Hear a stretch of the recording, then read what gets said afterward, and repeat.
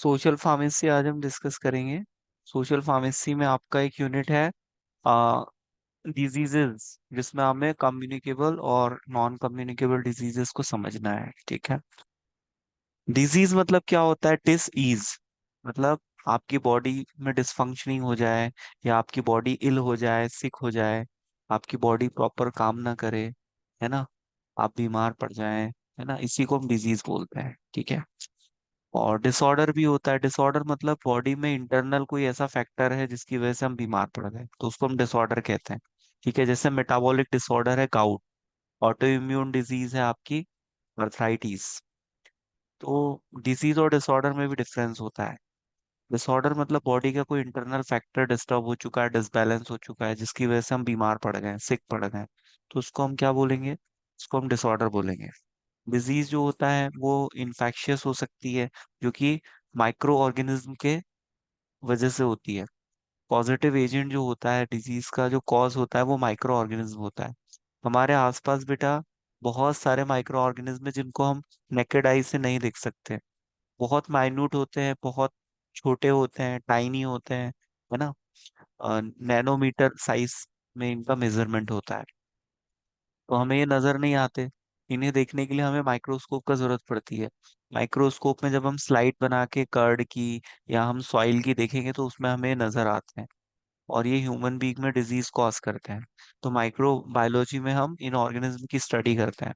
तो ऐसे कौन से ऑर्गेनिज्म है जो ह्यूमन बॉडी में डिजीजेस कॉज कर सकते हैं? जैसे वायरस है, बैक्टीरिया है, फंगाई है, प्रोटोजोआ है। ये ह्यूमन बीइंग्स में डिजीज कॉज करते हैं। ठीक है। इसीलिए इनके स्ट्रक्चर को हमें समझना जरूरी है, जिससे कि हम इनको मार सके, क्योंकि इन्फेक्शन के ट्रीटमेंट के लिए हम एंटी माइक्रोबियल ड्रग्स यूज करते हैं। एंटी माइक्रोबियल ड्रग्स की कैटेगरी होती है एंटी वायरल ड्रग, जो वायरस को इरेडिकेट करे, एंटी बैक्टीरियल जो बैक्टीरिया को किल करे या उसकी ग्रोथ को रोके, है ना, एंटी फंगल ड्रग जो कि फंगल को किल करे। एंटी फंगल का एग्जाम्पल है जैसे केटेकनाजोल है, इट्राकोनाजोल है।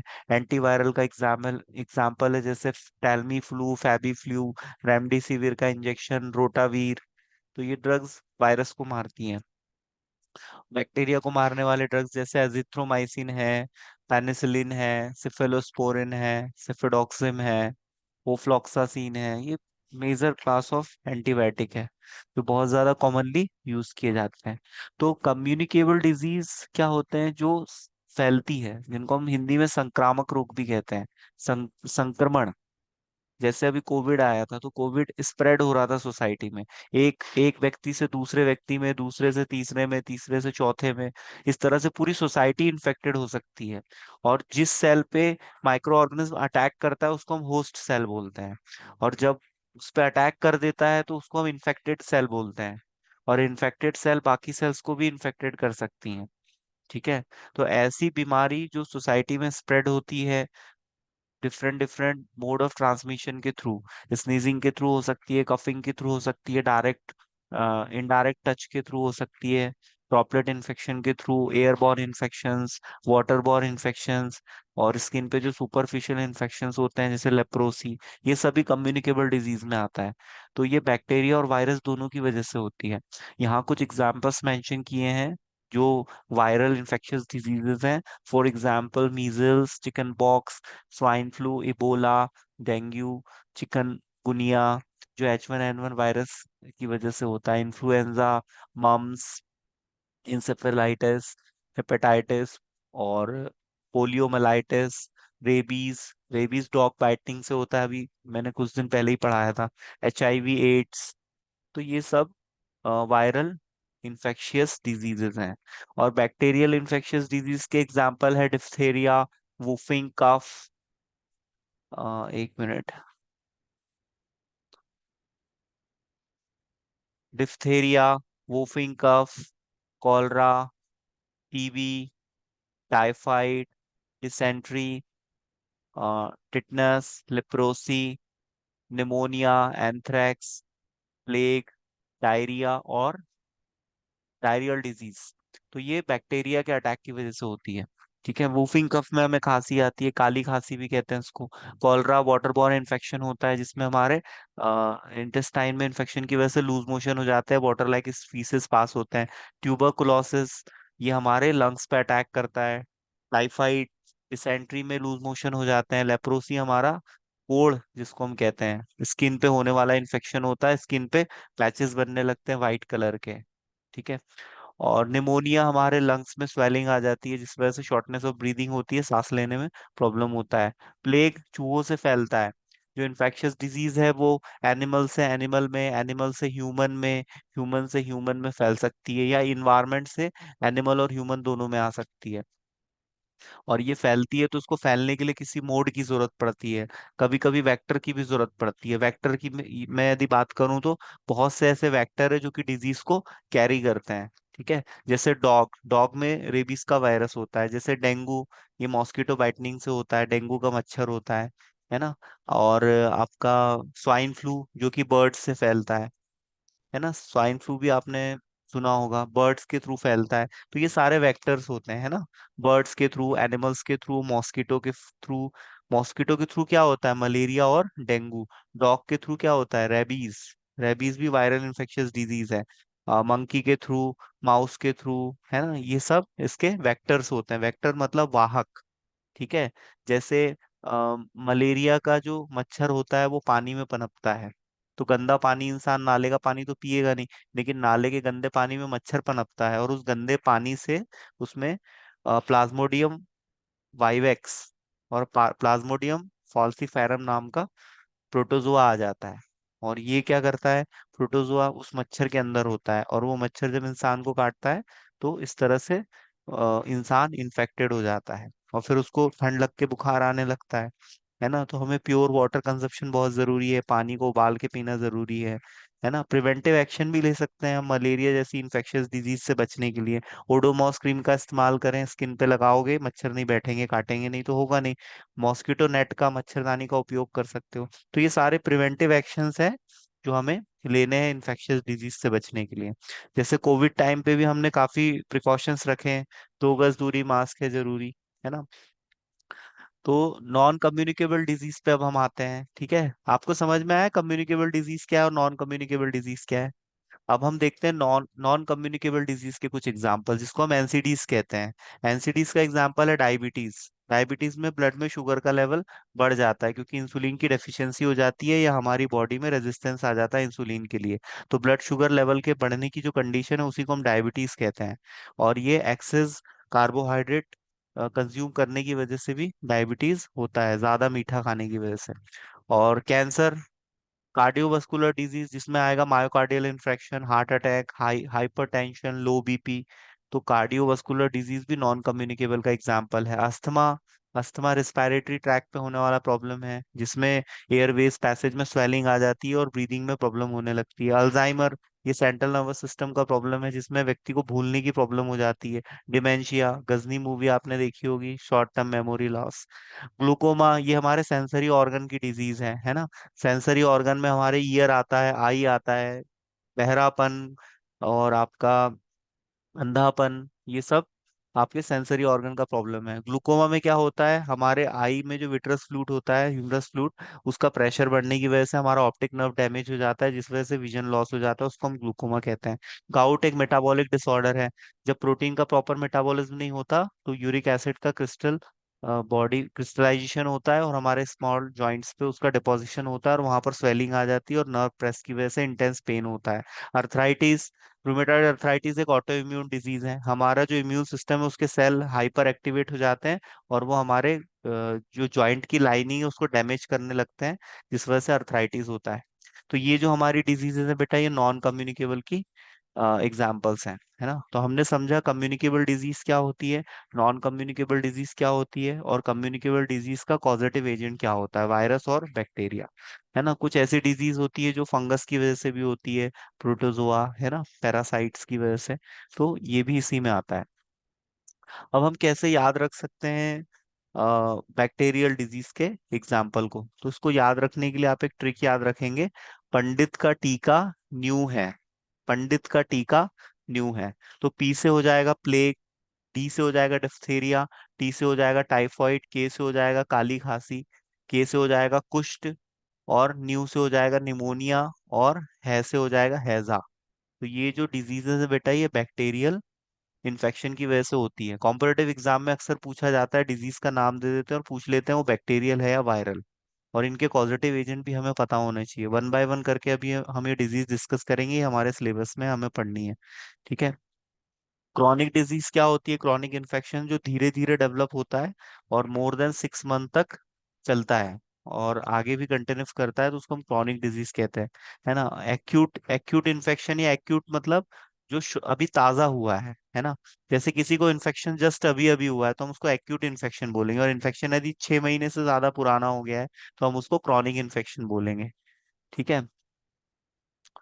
तो जब भी कोई इन्फेक्शियस डिजीज जैसे वायरल इन्फेक्शन जब वुहान में था तो वो एंडेमिक था, और वो जब वर्ल्ड वाइड स्प्रेड हो गया तो हम उसको पेंडेमिक कहते हैं। तो एंडेमिक डिजीज क्या है, पेंडेमिक क्या है, ये हमें पता होना चाहिए।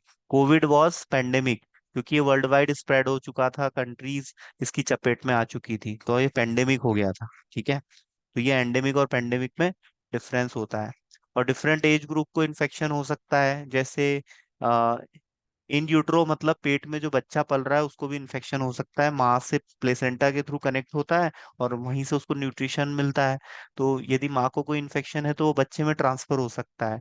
एडolescence एज में हो सकता है, जुवेनाइल एज मतलब 13-14 साल के बच्चे, 12 साल के बच्चे, है ना। न्यूबॉर्न बेबी नवजात शिशु।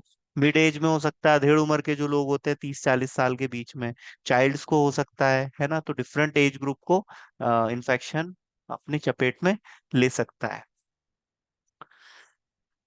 तो कम्युनिकेबल डिजीज की डेफिनेशन क्या हो जाएगी? Communicable diseases is an illness due to the specific infectious agent और इट्स टॉक्सिक प्रोडक्ट। जब हमारे बॉडी में बैक्टीरिया एंटर करता है तो वो कुछ टॉक्सिन्स प्रोड्यूस करता है जिसकी वजह से हमारी बॉडी में फीवर आता है ना। और ऐसे माइक्रो ऑर्गेनिज्म जो ह्यूमन बॉडी में डिजीज इलनेस कॉज करते हैं, सिक हमें बना देते हैं, उनको हम पायरोजेंस कहते हैं। ठीक है। और ये हमारी बॉडी में डायरेक्ट और इनडायरेक्ट ट्रांसमिशन के थ्रू आ सकते हैं। ड्रॉपलेट इन्फेक्शन के थ्रू आ सकते हैं, एयरवे के थ्रू आ सकते हैं, है ना। और वाटर से आ सकते हैं, किसी वेक्टर के थ्रू आ सकते हैं। तो ये डिफरेंट डिफरेंट इसके मोड ऑफ ट्रांसमिशन है। अब हम वन बाय वन करके देखते हैं। Chicken pox. ठीक है। चिकन पॉक्स चिकन पॉक्स एक वायरल इन्फेक्शियस डिजीज है जो कि वेरिसेला जोस्टर की वजह से होती है। इसको हम ह्यूमन हर्पीस वायरस 3 भी कहते हैं। ठीक है। ये हर्पीस वायरस की एक फैमिली होती है, उसी का एक वायरस होता है जो हमारे अंदर चिकन पॉक्स कॉज करता है। इसको हम छोटी माता भी कहते हैं लोकल लैंग्वेज में। और ये जो वायरस है, वायरस में जेनेटिक मटेरियल होता है, न्यूक्लिक एसिड होता है और प्रोटीन होता है। तो इसमें ग्लाइकोप्रोटीन का कैप्सिड होता है जिसके अंदर डीएनए के डबल स्ट्रैंड प्रेजेंट होते हैं, मतलब ये डीएनए टाइप का वायरस है। वायरस दो टाइप के होते हैं, डीएनए और आरएनए टाइप के वायरस। ऐसे वायरस जिसमें न्यूक्लिक एसिड डीएनए है तो हम उसको डीएनए टाइप के बोलेंगे, और यदि राइबो न्यूक्लिक एसिड प्रेजेंट है आरएनए तो हम उसको आरएनए टाइप के बोलेंगे। इसके सिम्टम्स क्या है? जब ये हमारी बॉडी पे अटैक करता है, हमारी बॉडी इन्फेक्टेड हो जाती है, तो लॉस ऑफ एपेटाइट मतलब भूख न लगना, कोल्ड फीवर मतलब ठंड लग के बुखार आना, एब्डोमेन में पेन होना, पेट में दर्द होना, सर दर्द होना, सर चकराना और बीमार होने की फीलिंग, स्किन पर रैसेस आना, फटीग मतलब थकावट महसूस होना, शोर थ्रोट मतलब गले में खराश जैसे आना, फीवर आ सकता है, बुखार आ सकता है। तो ये इसके सिम्टम्स हैं। इसका मोड ऑफ ट्रांसमिशन क्या है? तो ये रिस्पायरेटरी ट्रैक पे अटैक करता है और कंटामिनेटेड सोर्सेज से हमारी बॉडी में आता है कंटामिनेशन के थ्रू। और जो लेसेंस होते हैं मतलब रैप्चर्ड स्किन, जैसी स्किन फट जाए कहीं से तो वहां से भी हमारी बॉडी में आ सकता है। अब इसके प्रिवेंशन के लिए हम क्या करेंगे? इसके प्रिवेंशन के लिए इंट्रामस्कुलर इंजेक्शन लगाया जाता है जिसके थ्रू वैक्सीन दी जाती है, इम्यूनोग्लोबुलिन। ठीक है। वेरिसेला जोस्टर की इम्यूनोग्लोबुलिन हमारी बॉडी में इंसर्ट की जाती है जिसका डोज होता है 1.25 to 5 ml। और आईएम रूट से दी जाती है। आईएम मतलब इंट्रामस्कुलर, मतलब हमारे डेल्टॉइड या ग्लूटाइड मसल्स में दी जाएगी। डेल्टॉइड मसल्स कहाँ होते हैं? हमारे कंधे पे, है ना।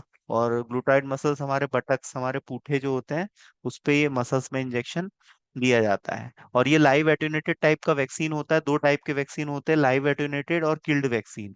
तो किल्ड वैक्सीन में dead form of virus use करते हैं, कंप्लीटली जो इनएक्टिव होता है। और लाइव में क्या है, किसी वायरस का एक ऐसा पोर्शन इंसर्ट करते हैं जो कि हमें ज्यादा नुकसान ना पहुंचाए, हमारी बॉडी को ज्यादा डैमेज ना करे।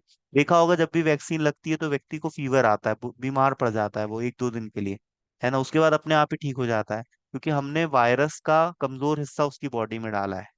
हमने बॉडी को एक एक्सपोजर दिया है जिससे बॉडी ये समझ पाए कि नेक्स्ट टाइम यदि मुझे एक्सपोजर होगा तो मैं कैसे फाइट करके उसको डिफीट कर पाऊंगी।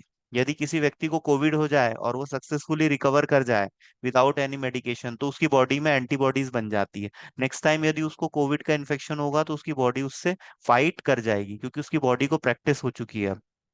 ठीक है। तो जिनको भी कोविड पॉजिटिव जो रहे हैं और जो अपने आप ठीक हो गए हैं, अब उनको वैक्सीन नहीं भी लगाए तो कोई फर्क नहीं पड़ता। क्यों? क्योंकि उनकी बॉडी में एक्सपोजर हो चुका है, उनकी बॉडी आइडेंटिफाई कर चुकी है कि कोविड को कैसे हराया जाता है, तो उन लोग को वैक्सीन की जरूरत एक्चुअली होती नहीं है ना। बहुत से ऐसे इन्फेक्शन होते हैं जो पहली बार होते हैं तो बहुत ज्यादा डेडली होते हैं, जानलेवा होते हैं, लेकिन उनसे यदि एक बार व्यक्ति उबर आए, बच जाए, तो फिर दोबारा वो इन्फेक्शियस डिजीज उस व्यक्ति को उतना नुकसान नहीं पहुंचा सकती।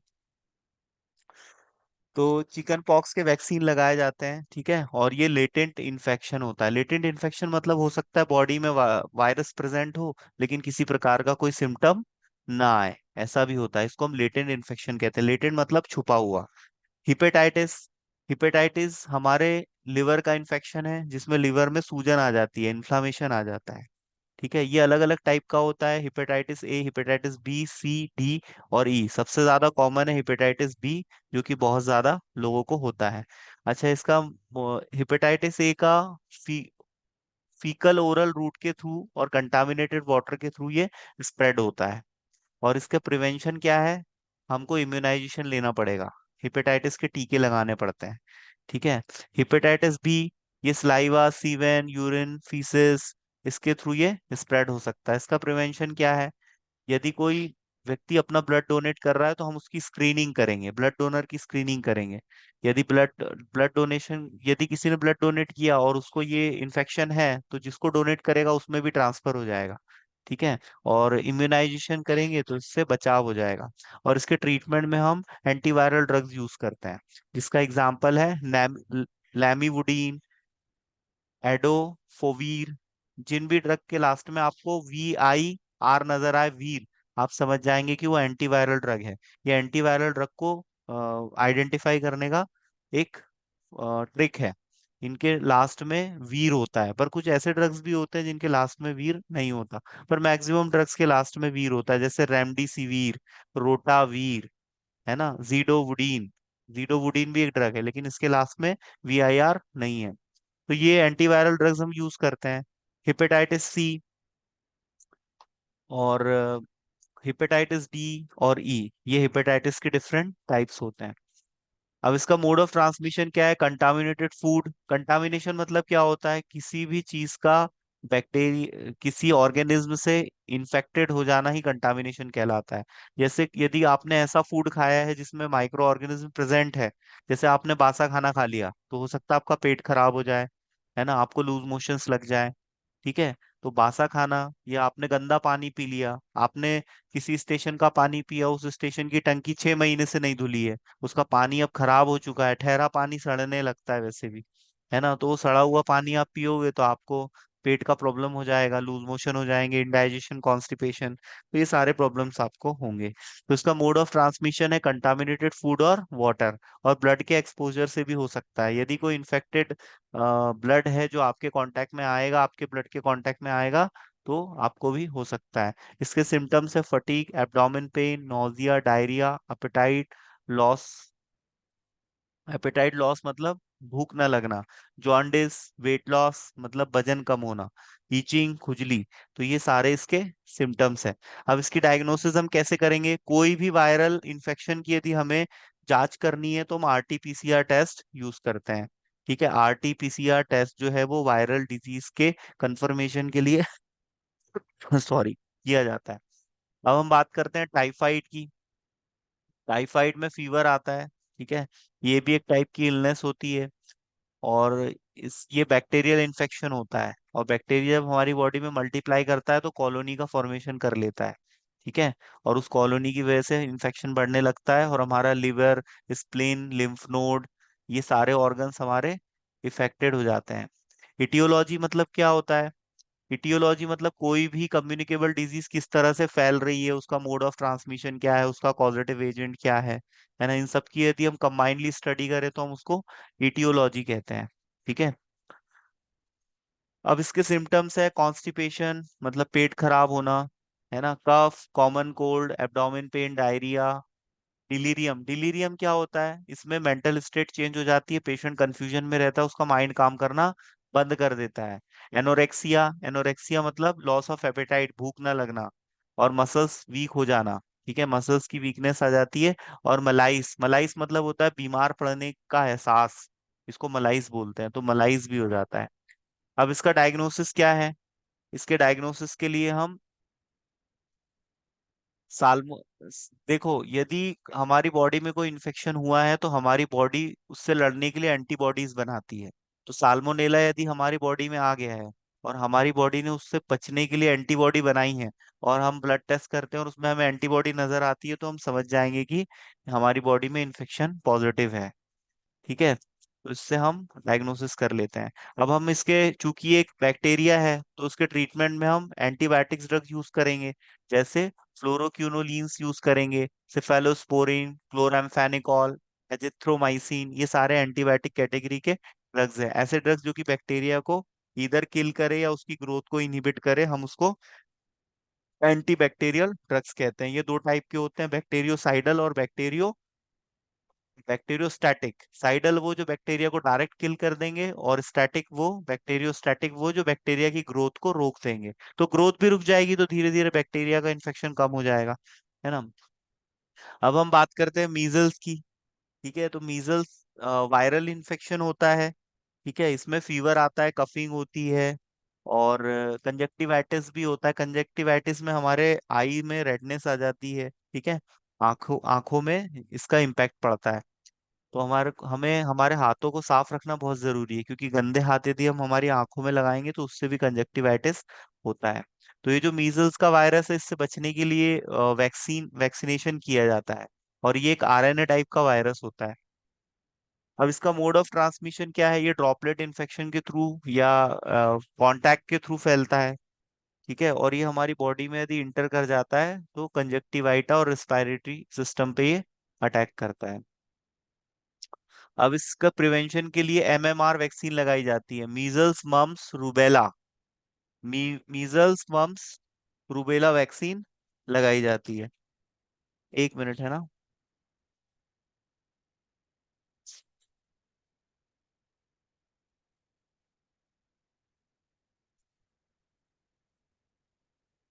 मम्स, मम्स आपको पता है मम्स कहाँ पर होता है? हमारा जो ओरल ओरल कैविटी होता है, उसका जो इनर लाइनिंग होती है ना, वहां पर पैरोटिड ग्लैंड प्रेजेंट होती है। पैरोटिड ग्लैंड सिलाइवा सिक्रीट करती है, तो जब पैरोटिड ग्लैंड में इन्फेक्शन हो जाता है तो उसको हम मम्स कहते हैं। ठीक है, गलथुआ, है ना, और वो वहां पर सूजन आने लगती है, सूजन जैसे आ जाती है माउथ के नीचे हिस्से में, है तो उसको हम मम्स बोलते हैं। मम्स और मीजल्स रुबेला, तो इनके वैक्सीन लगाए जाते हैं। ठीक है, और इनके वैक्सीनेशन से बच्चों को प्रोटेक्शन मिलता है। इम्यूनाइजेशन चार्ट भी आपको पढ़ना है, इम्यूनाइजेशन शेड्यूल पढ़ना है, टाइप्स ऑफ इम्यूनिटी, ये सब आपके सिलेबस में है। इन्फ्लुएंजा, इन्फ्लुएंजा वायरल इन्फेक्शन होता है जिसमें नोज, थ्रोट और लंग्स पे इफेक्ट पड़ता है।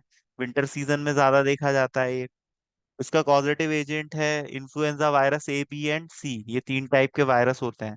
और इसकी फैमिली कौन सी है? ऑर्थो विक्सो विरिडी, ये इसकी फैमिली है। ठीक है, इसका मोड ऑफ ट्रांसमिशन है, ड्रॉपलेट इन्फेक्शन है, और रिस्पायरेटरी ट्रैक पे ये अटैक करता है, सर्दी खांसी हो जाती है इसकी वजह से। अब इसके प्रिवेंशन के लिए हम क्या करेंगे? नेजल स्प्रे के वैक्सीन्स आते हैं, वो हम यूज करेंगे। नेजल स्प्रे के थ्रू मतलब नेजल कैविटी में इंसर्ट किए जाते हैं। डिफ्थेरिया, डिफ्थेरिया का जो कॉजेटिव बैक्टीरिया है उसका नाम है कॉर्नी बैक्टीरियम डिफ्थेरी, और ये ग्राम पॉजिटिव टाइप का बैसिलस होता है। बैसिलस मतलब बेलन और रॉड शेप्ड का ये बैक्टीरिया होता है। Bacteria different shape and size के होते हैं, स्पेरिकल शेप, रॉड शेप। तो ये बैसिलस, इसलिए बैसिलस इसको इसलिए कहते हैं क्योंकि इसका शेप बेलन के जैसा होता है, और ये ग्राम पॉजिटिव टाइप का है। ग्राम पॉजिटिव बैक्टीरिया का एक टाइप होता है। बैक्टीरिया का जो क्लासिफिकेशन है वो स्टेनिंग के आधार पे किया गया है ग्राम पॉजिटिव और ग्राम नेगेटिव में। तो ये है ग्राम पॉजिटिव टाइप का बैक्टीरिया। और ये एंडोटॉक्सिन हमारी बॉडी में एक्सोटॉक्सिन्स रिलीज करता है, जिसकी वजह से ये पैथोजेनिक इफेक्ट देता है। पैथोजेनिक इफेक्ट मतलब ये हमारी बॉडी में फीवर कॉज करता है। एक क्लास कौन डिस्टर्ब कर रहा है भाई? रुको बेटा, अभी बताता हूँ क्लास के बाद आपको। ठीक है, ये डिphtheria हो गया आपका। आइसोलेशन, पेशेंट को क्या आइसोलेशन में इसलिए रखा जाता है क्योंकि इन्फेक्शियस डिजीज, यदि इन्फेक्टेड पेशेंट किसी और मरीज किसी और के कांटेक्ट में आएगा तो वो उसको भी फैला देगा। तो उसको क्या है मतलब आइसोलेशन में रखा जाता है। उसका खाना पीना, बर्तन, कपड़े, उसका टॉवेल, अंडरगारमेंट सब अलग ही होते हैं, नहीं तो इन्फेक्शन स्प्रेड हो सकता है। तो इसको हम आइसोलेशन बोलते हैं। ठीक है, क्वारंटाइन मतलब क्या होता है? क्वारंटाइन मतलब सीमांकन करना कि भाई ये फला क्षेत्र में यहाँ इतने पेशेंट है तो वहां कोई जाएगा नहीं और वहां से कोई आएगा नहीं। तो ये जो प्रक्रिया है इसको हम बोलते हैं क्वारंटाइन करना, है ना। जैसे बैतूल में यदि कालापाठा क्षेत्र में बहुत लोग इन्फेक्टेड हो गए तो क्वारंटाइन कर दिया जाएगा उसको, है ना। सीमांकन कर दिया जाएगा। आपने देखा होगा बैरिकेड्स लगा दिए जाते थे और लिखा रहता था कि ये इस क्षेत्र में आपको नहीं जाना है, और वहां से लोगों को बाहर भी नहीं आने दिया जाता था। मतलब जो आना जाना है वो प्रतिबंधित हो जाता था, है ना, क्वारंटाइन कर देते थे। ठीक है, सील कर देते थे उस पर्टिकुलर एरिया को, है ना। तो इसको हम आइसोलेशन बोलते हैं। इंक्यूबेशन पीरियड क्या होता है? जैसे आज एक्सपोजर हुआ है पॉजिटिव एजेंट का और सिम्टम आ रहे हैं 15 दिन बाद, तो हम इसको क्या बोलते हैं? Incubation period. सबसे ज्यादा इंक्यूबेशन पीरियड हाई होता है एचआईवी एड्स का, 6 महीने से 10 साल तक। आज किसी ने यदि अनप्रोटेक्टेड इंटरकोर्स किया है किसी इन्फेक्टेड पर्सन के साथ, तो उसको 6 महीने से 10 साल तक का ड्यूरेशन लगेगा सिम्टम्स आने में। तो पता ही नहीं चलता है कि आप इन्फेक्टेड हो गए हो। तो पेशेंट को पता नहीं है कि वो इन्फेक्टेड है, तो वो कई लोगों में स्प्रेड कर देता है। देख के समझ में ही नहीं आता कि एचआईवी का पेशेंट है। एचआईवी का जो वायरस होता है वो हमारे इम्यून सेल पे अटैक करता है, जिससे हमारी इम्यूनिटी कमजोर पड़ जाती है और हम किसी भी छोटी से छोटे इन्फेक्शन के प्रति हमारी जो फाइटिंग पावर है वो कम हो जाती है। तो हमें यदि कोई भी इन्फेक्शन होता है तो आसानी से जान जा सकती है। ठीक है, एचआईवी वायरस कहाँ अटैक करता है? हमारे इम्यून सेल पे। जो टी टाइप के सेल होते हैं ना हमारे, उन पे अटैक करता है। हमारी बॉडी में इम्यून सिस्टम में टी लिम्फोसाइट्स होते हैं, बी लिम्फोसाइट्स होते हैं। बी लिम्फोसाइट बैक्टीरियल इन्फेक्शन से फाइट करेंगे और टी लिम्फोसाइट वायरल इन्फेक्शन से फाइट करेंगे। तो एचआईवी एड्स के केस में हमारा जो वायरस से लड़ने की पावर है हमारी बॉडी में वो कम हो जाती है। तो वायरल डिजीज के प्रति हमारी बॉडी बहुत ज्यादा संवेदनशील हो जाती है। तो वूफिंग कफ का मोड ऑफ ट्रांसमिशन क्या है? ये स्नीजिंग के थ्रू और कफिंग के थ्रू स्प्रेड होता है, और ड्रॉपलेट इन्फेक्शन के थ्रू डायरेक्ट कांटेक्ट में आने से। प्रिवेंशन ऑफ वूफिंग कफ, इसके प्रिवेंशन के लिए हम क्या करेंगे? प्रेग्नेंट वुमेन है या टीनेजर्स हैं, बच्चे हैं, एडल्ट्स हैं, तो इसको हम वैक्सीन मतलब टीका लगाएंगे, टीकाकरण किया जाता है। जितने भी बेटा वायरल डिजीज है इससे बचने के लिए टीके की व्यवस्था रहती है। बैक्टीरियल डिजीज से बचने के टीके नहीं है, वायरस से बचने के टीके आते हैं सारे। ठीक है, measles, mumps, rubella, polio, polio के ड्रॉप्स है ना, 2 बूंद जिंदगी के। अब आते हैं हम पोलियोमेलाइटिस पे। पोलियोमेलाइटिस एक इन्फेक्शियस डिजीज है, ठीक है, जो कि वायरस की वजह से स्प्रेड होती है। 3 टाइप के होते हैं, टाइप 1, टाइप 2 और टाइप 3। और ये कहाँ पर अटैक करते हैं? हमारे नर्वस सिस्टम पे अटैक करते हैं। इनका मोड ऑफ ट्रांसमिशन क्या है? ड्रॉपलेट इन्फेक्शन के थ्रू, कंटामिनेटेड फीकल के थ्रू, और हमारे जीआई ट्रैक में ये कॉलोनी बना लेता है वायरस। ठीक है, वहां के सेल पे इफेक्ट डालता है और हमारे सेंट्रल नर्वस सिस्टम को कमजोर बना देता है, जिससे हमारे बॉडी पार्ट्स सुन्न पड़ जाते हैं, काम करना बंद कर देते हैं और उनका डेवलपमेंट नहीं हो पाता है। खैर 2012 से तो भारत पोलियो मुक्त देश घोषित कर दिया गया है। अब तो पोलियो के केसेस देखने को नहीं मिलते, लेकिन एक वक्त था 1988 के आसपास बहुत सारे पोलियो के केसेस आ रहे थे। फिर गवर्नमेंट क्या है, डिजीज, इन्फेक्शियस डिजीज के इरेडिकेशन के लिए प्रोग्राम चलाती है। जैसे इंद्रधनुष योजना 2014 से शुरू हुई थी, जिसके तहत सभी बच्चों को टीकाकरण किया गया था। प्रेग्नेंट वुमेन को टीका लगाया गया था, है ना, बच्चों को टीका लगाया गया था। ठीक है, तो ये टीकाकरण के थ्रू वायरल डिजीज से बचा जा सकता है। और यदि ये किसी को हो जाएगी तो फिर ये स्प्रेड होती है सोसाइटी में, है ना।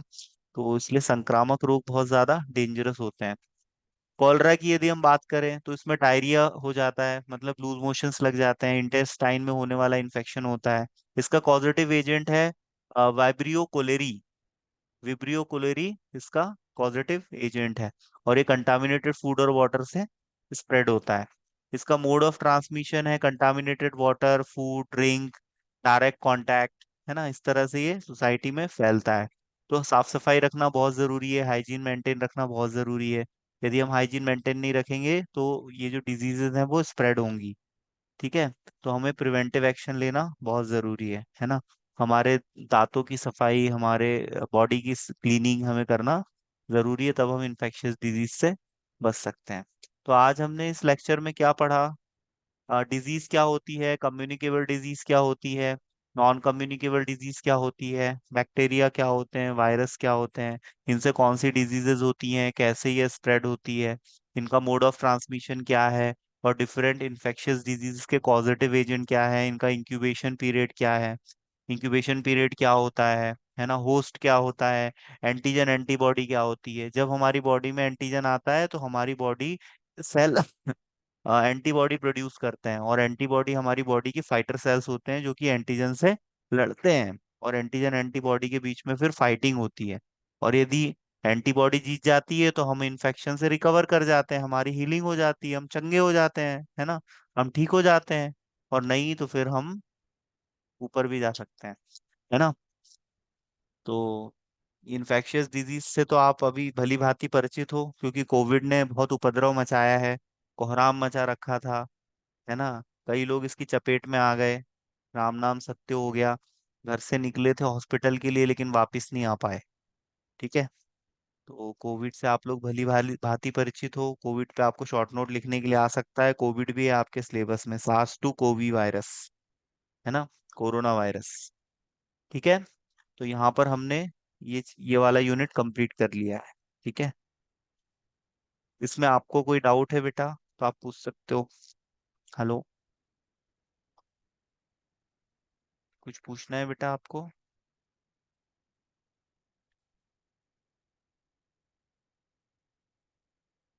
चलिए ठीक है, आज के लिए इतना काफी है ना। एक मिनट।